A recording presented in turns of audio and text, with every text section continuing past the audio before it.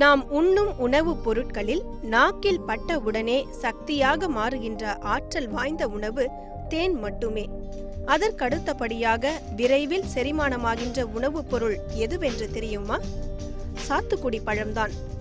இவற்றை அடிக்கடி உட்கொண்டால் உடலில் உள்ள உஷ்ணத்தை போக்கும். மேலும் உடல் முழுவதும் உள்ள நரம்பு மண்டலங்கள், அஜீரண கோளாறு, வாய்வு தொல்லைகள் என இன்னும் பல நோய் தீர்க்கும் மருந்தாகவும் பயன்படுகிறது சாத்துக்குடி. இவை பார்ப்பதற்கு மஞ்சள் கலந்த பச்சை நிறத்தில் காட்சியளிக்கும்.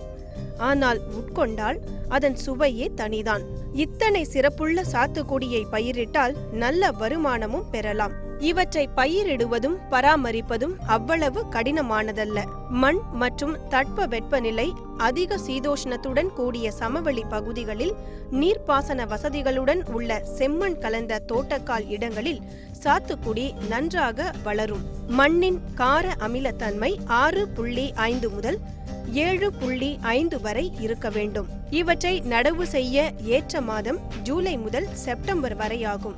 நிலத்தை நன்கு உழவு செய்த பின்பு 7 மீட்டர் இடைவெளியில் 75 சென்டிமீட்டர் நீளம், 75 சென்டிமீட்டர் அகலம், 75 சென்டிமீட்டர் ஆழம் என்ற அளவில் குழிகள் எடுத்து செடிகளை நடவு செய்து நீர் பாய்ச்ச வேண்டும். பின்னர் வாரத்திற்கு ஒரு முறை நீர் பாய்ச்சினாலே போதுமானதாகும். செடியின் அருகில் தண்ணீர் தேங்காமல் பார்த்துக் கொள்வது மிக மிக அவசியம். நடவு செய்த 4 அல்லது 5 ஆண்டுகளில் அறுவடைக்கு தயாராகிவிடும். ஒரு வருடத்தில் 2 முறை சாகுபடி செய்யலாம். முதல் அறுவடை செப்டம்பர் மற்றும் அக்டோபர் மாதமாகும். 2ஆம் அறுவடை பிப்ரவரி மாதம். மகசூலானது மரங்களின் வயது மற்றும் மண்வளத்தை பொறுத்து மாறுபடும்.